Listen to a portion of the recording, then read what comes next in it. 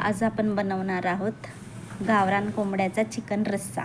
त्यासाठी आपण कांदा आणि कोथिंबीर घेतली आहे चिरून आणि चिकनला आपण हळद आणि मीठ लावून ठेवलेलं आहे। आता पातेल्यात आपण तेल टाकले 2 चमचे, त्यात कांदा कोथिंबीर घातली आहे। कांदा छान परतून घ्यायचा आहे। कांदा छान परतला की त्यात थोडंसं हिंग घालायचं आहे। हिंग घातलेलं आहे आपण। हिंग पण छान परतून घ्यायचे कांद्यामध्ये। आता हे हळद मीठ लावलेले चिकन आपण त्यात घालणार आहे।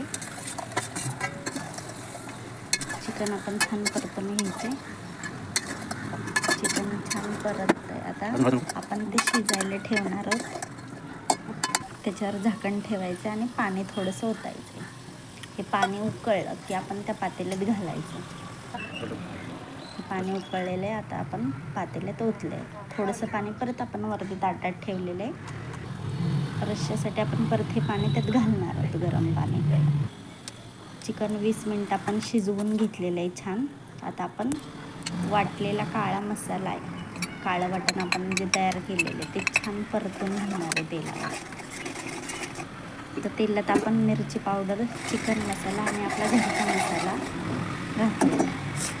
मसाले आपण तेलात परतले की त्याचे काळं वाटण आपण बनवलेलं आहे ते पण आपण तेलात घालणार आहे। छान असं परतून घ्यायचे वाटण।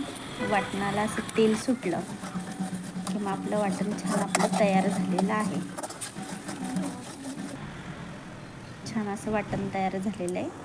आता आपण हे वाटण चिकनच्या रश्श्यामध्ये ह्या घालणार आहोत। ह्या रश्श्याला थोडी उकळी आली की मग हे वाटण आपण परतलेलं त्यात घालायचं आहे।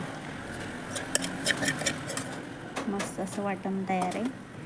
घातलेलं वाटण असं मस्त रश्श्यात एकजीव करून घ्यायचं आहे। छान उकळी येऊ द्यायची आहे। थोडा वेळ 1-10 मिनटं फक्त कालवून उकळू द्यायचं आहे, म्हणजे छान आपला असा चिकनचा रस्सा तयार होणार आहे।